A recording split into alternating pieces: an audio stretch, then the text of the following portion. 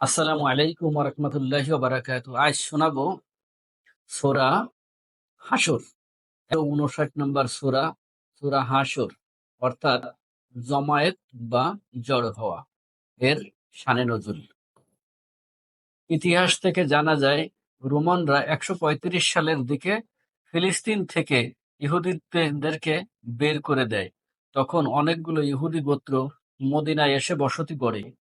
তার আর তখনকার যেসব আরব গোত্র সেখানে থাকতো তাদের উপর খবরদারি করা শুরু করে। পরে অবশ্য সেই খবরদারির ছুটে গেল। কিছু বিশ্বাসঘাতকতার গুণগুলো আবহমান কাল থেকে ওদের রক্তে মিশে আছে। সুদী কারবারি ও অতি মুনাফা খরিদের মাধ্যমে সেখানকার মানুষগুলোকে জীবনের অতিষ্ঠ করে তুলছিল এরা।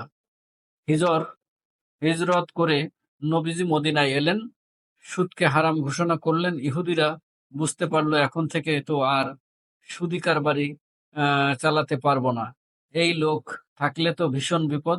তাই নবীজি ও মুসলমানদের বিরুদ্ধে নানা চক্রান্ত করতে লাগলো তারা। এমনকি তাদের এক গোত্র বনু নাদির নবীজিকে হত্যা করার ষড়যন্ত্র করতে লাগলো। এই সব কিছুর বিবেচনায় নিয়ে নবীজি বনু নাদিরকে মদিনা থেকে বের করে দেওয়ার সিদ্ধান্ত নিলেন।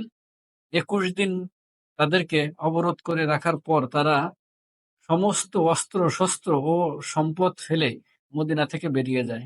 এই বিষয়টিকে কেন্দ্র করে এই সূরাটি নাজিল হয়। এছাড়া এই সময়ের মুনাফিকদের কর্মকাণ্ড ও বনু নাদিরের ফেলে যাওয়া সম্পদ কিভাবে বন্টন করা হবে, এই সূরাতে সেই সব নিয়েই আলোচনা এসেছে।